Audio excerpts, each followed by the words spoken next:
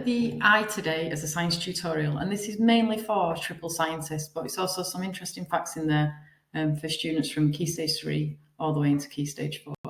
So just to start with, there are a lot of really good videos on the National Geographic channel or online through YouTube about National Geographic around the eye and the brain and how they work together.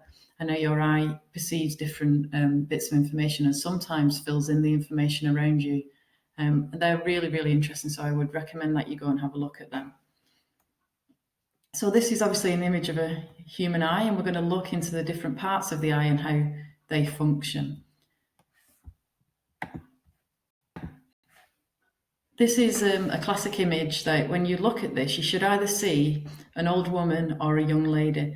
And the research has shown that this sometimes depends on age. So older people tend to see the old woman and younger people tend to see the younger lady. And I've tried this out with some of my classes, and that tends to be that the students tend to see the younger lady. If you want to see both of them, then the older woman, her chin is here, mouth here, and this is her nose, eye, and eye. The younger woman, this is her chin here, with her eye here, looking the other way. Just something for you to have a look at there. So some basic facts about the eye. The eye is a sense organ, so it's taking information in from the surroundings.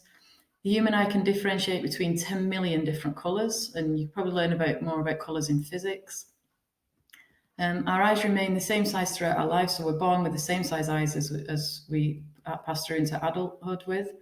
Our eyes have around 2 million working parts and contain about 107 million cells. And on average, apparently you blink 4 million times a year. So below here is just a link to the Free Science Lessons tutorial on the eye. So this is all the information that triple scientists would need to know. So first of all, this is the shape of the eye with the eye in front and the pupil here, going all the way to the back where you've got the optic nerve. And this optic nerve sends information to the brain for it to decode the information that has been taken in. So first of all, the cornea is on the front of the eye here, and that refracts the light entering the eye. So it changes its direction so that if we look at this image here, it refracts the light here, changes the direction so that the two light rays, or the light rays coming in, all come to a focal point at the back of the eye. And that needs to work so that it lands at the back of the eye there for you to be able to see a clear image. And we'll go into long and short-sightedness in a bit, where if this focal point is in front of the retina or behind the retina, this is when you get problems with blurred vision.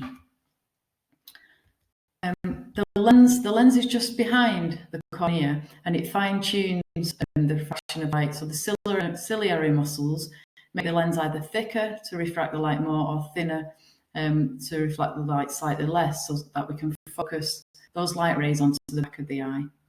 The iris, which is here, this coloured part of the eye, is the amount of light, it controls the amount of light entering in the eye, and it opens and closes the pupil. So if you go into, say, a bright room, your pupil will go really, really small to prevent any damage to your eye for the light coming in. If you go into a really dark room, then your pupils will open quite wide to let as much light as possible. And you can try that just by moving from light to dark rooms and looking how your pupil changes its size. And that's all about making sure that the eye doesn't get damaged by getting too much light in it. And that's why you should never look up at the sun, because that's far too much light coming into your eyes and can cause severe damage.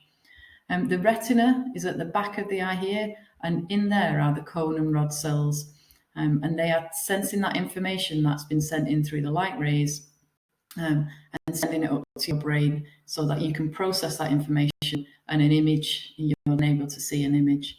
The retina has cells, they detect colour.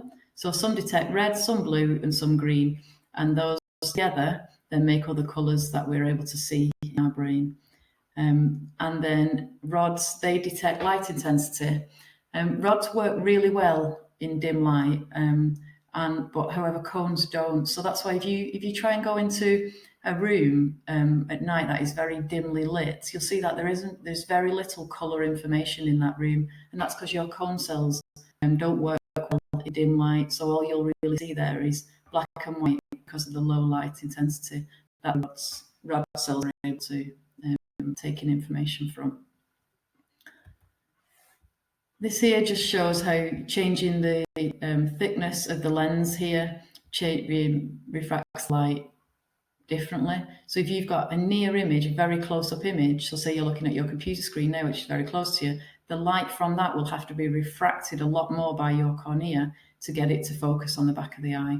Whereas a faraway object, the light is coming in straight lines, of course, always traveling in straight lines, as you know from physics, but the light might not have to be refracted as much for it to go to the back of the eye. Refraction just means changing the direction of the light ray.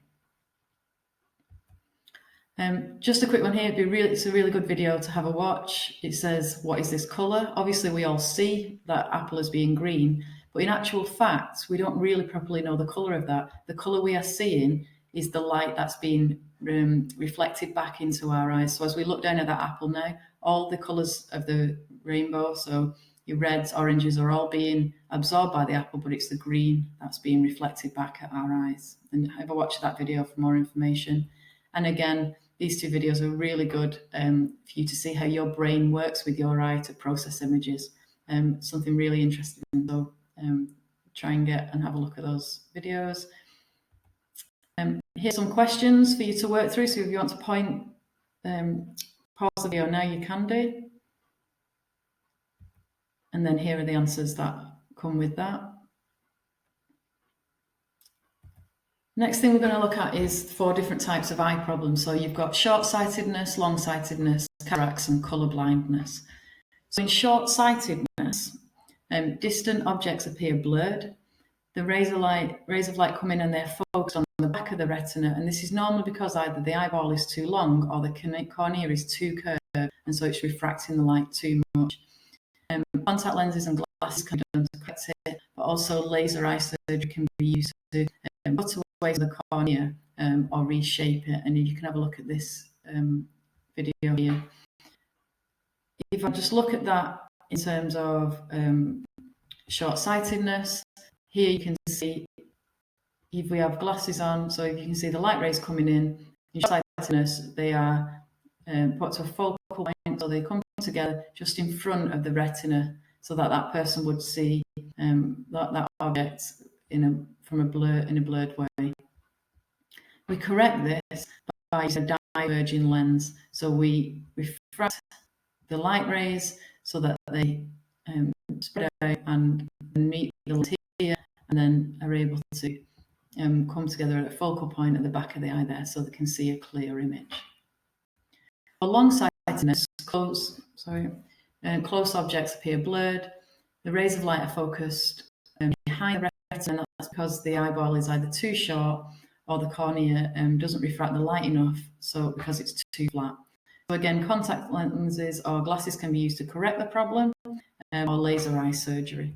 Again, we can see that here. So we can see long-sightedness, the eyeball is too short here, so the light is meeting together at a focal point behind the retina, and so that image appears blurred. To correct that, we would use a converging lens to refract the light more onto the back of the retina so that we can get a clear image. So 2 eye problems are cataracts. That's a buildup of protein on the lens, and it makes it really cloudy. And full vision can be restored by replacing the faulty lens with a plastic one. And you can see that in a video of a surgeon actually doing that here in this link, in this one here. And then colour blindness. In this person, some of the cones don't work, and so that means that that person isn't able to get the information in about colour that they need. So the most common is red-green colour blindness, and it makes it difficult to see between reds, greens and browns. And you can have a watch this video here to get more information on that. There are some questions for you to work through, so if you want to pause it here and work through the questions. And then here are the answers that go with those questions.